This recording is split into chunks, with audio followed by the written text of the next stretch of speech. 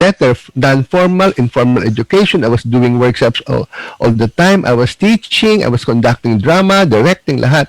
Something which I could not do in and then my thesis na lang yon sa UP Mascom sa Diliman was about theater, no? So yung ginagawa namin sa PETA ngayon was the basis of the thesis which I wrote, thesis proposal in 1973. Okay? Pero hindi na ako makatulog after that. No, namatay na ang parents ko, paraging nagigilty ako, parang wala akong naiwan para sa kanila. Akala ko pa naman, sir, na kinongratulate kanila, nandiyan pa rin yung mami at daddy mo. Wala. Namatay na 1985 at 2005. Hindi ako, parang I felt that duty for them na ma-bless ko sila, pasalamatan ko sila with a degree. Ngayon, when I transferred to Bohol, I once became the cultural officer of Bohol. Tumulong ako sa Lobok Children's Choir, if you have heard them. I developed a drama group. Yeah. I work very consistently with the NCCA, with the CCP. Si Lotus, si Hobart diyan, si Hobart Savior. No, is one of my colleagues there. No? Nakita ko na kinakailangan ng isang school for theater, school for drama. So, paano naman ako makakatulong sa pagtayo ng School of Drama kung wala akong degree? Diba? So, naghanap ako ng mga schools, pero wala akong time para, sabi ko, Diyos ko, marami kong isusulat, marami i-access sa akin, wala akong time kasi direct ako ng direct, nag-music ako. Pumunta ako sa Cebu, pumunta ako sa Diliman. Sir Gardy, ang ibig sabihin, ikaw ay Bohol-based, lumuluwas ka lang rito sa Cagayan de Oro para sa iyong pag-aaral? Yes, before the pandemic. Before the pandemic, nag-apply na ako riyan sa ETIA program. And I was so happy because sinabi nila, yung aking lifetime work of the last 50 years, pwedeng-pwede yan maging equivalent ng isang degree. Ay, nagpasalamat ako sa Liceo de Cagayan. Lalo na sa mga nakikinig ngayon, lalo na sa mga nakikinig ngayon, na kung ano man na yung profesyon. I-credit po iyan ng mga colleges na may ETIAP na mula sa CHED.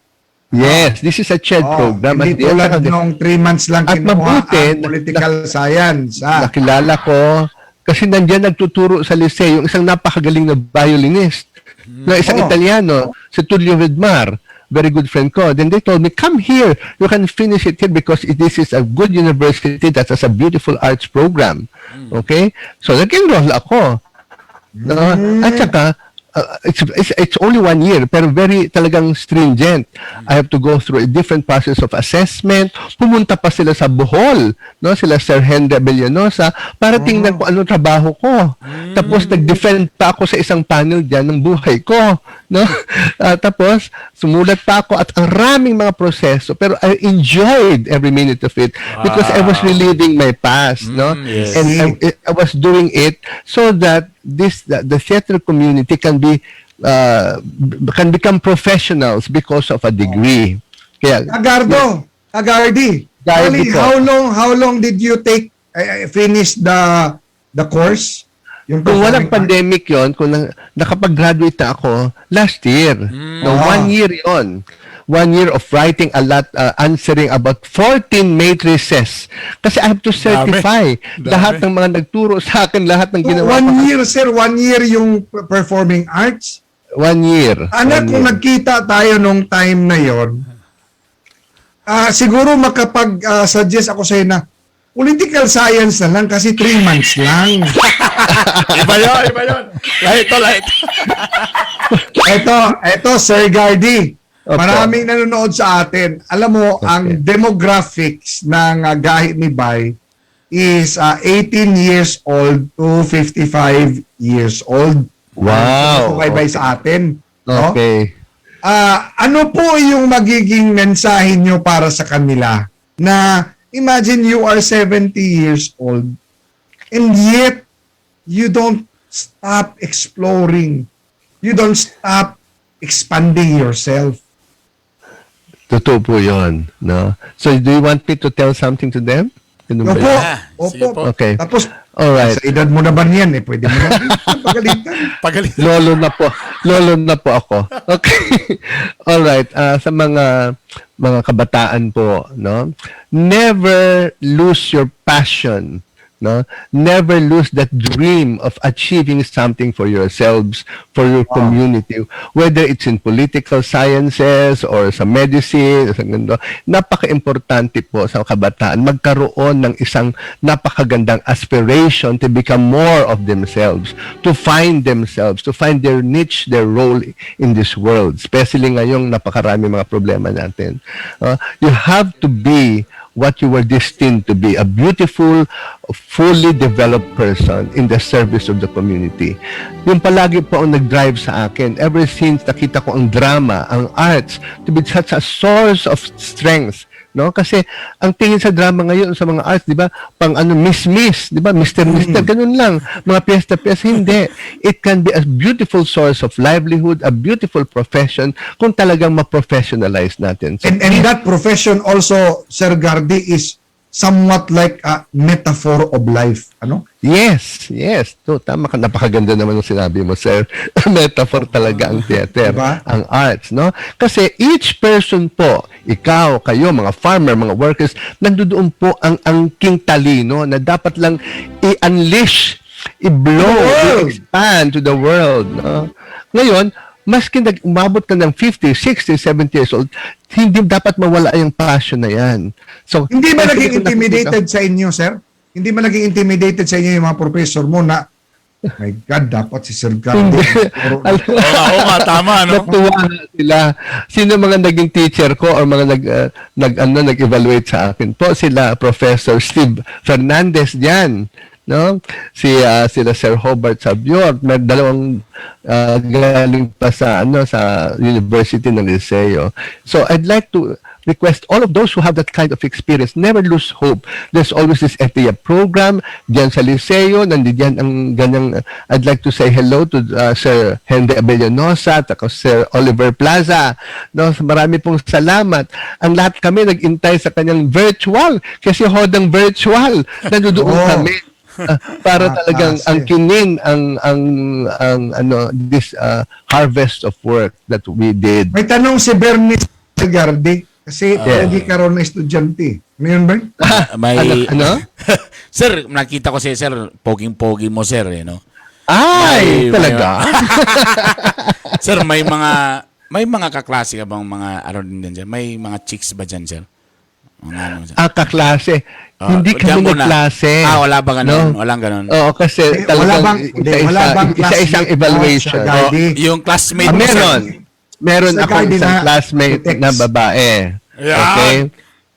Okay. Siya po ay isang theater director din. Wow! Cagayan. Wow. Napakagaling niya. Nagtuturo yan, nag-graduate din yan sa abroad ng ibang kurso. Nandiyan siya sa Cagayan de Oro. Nagtuturo ng drama, nagdidirect. Kasama ko sa iba-ibang trabaho. Si Miss Denise Aguilar. Congratulations, Denise. Congratulations! Pwede. Ay, si sir, nagdidirect pala si sir ng mga drama, Kagahi Art. Sir, baka gusto niyo po, baka may mga eksena na may kunwari, may baboy sa likod. Pwede po ako doon, sir. Pwede po ako doon, sir. Pwede. Pwede po bang mag-promote ng konti? Sige Opo. Alam nyo, nasa Bohol ako. Bohol now is like many other cities or provinces is really plagued with this this pandemic na ito. But Bohol has tried to really rise from the bootstraps of this panic situation by doing arts, by ang development pillars po ng aming local government as empowerment of the poor, resuscitating the arts, and really boosting the local creative economy through tourism. Maski pa paano po, talagang dahan-dahan naming ni-resurrect yan to our Arts Council, to our Governor Yap, no, to our diocese bishop. Talaga pong partnership of the different sectors. Lalo-lalo nag-cultural mapping po kami ngayon, the whole province, care of DepEd and the NCCA and Senator Loren de Garda. Every town and every village now is being culturally mapped for tourism, for development planning. And Sir we'd like to Gardy, invite excuse everybody me, Sir Gardy. to be virtually... Yeah. Oh, sir, in the midst of pandemic, paano ano sa tingin mo ang magandang gawin na that we can still unleash the potential of local government units and those in tourism sector na hindi man masayang kasi when we talk about tourism kasi yan ang forte mo rin. Kailangan mo yung physical na presence. Pupunta Yes. mga tao dyan sa mga ganun. Correct. But because of the limitations and restrictions, so Okay, tingin mo, we have medyo mahaba-haba pa to sir ang usapan itong pandemic na to, pandamay nga pandemic. yes. We have Tingin mo sir, sir, paano natin ito ma-take advantage itong pandemic na ito? alam niyo po, Sir, ang sabi ginagawa nga, namin. in every obstacle are opportunities. Yes. I'd like to share to you some examples from Bohol. Opo. In the past year, ang rami namin ginawa despite this pandemic. Okay? But we always observed health protocols. No?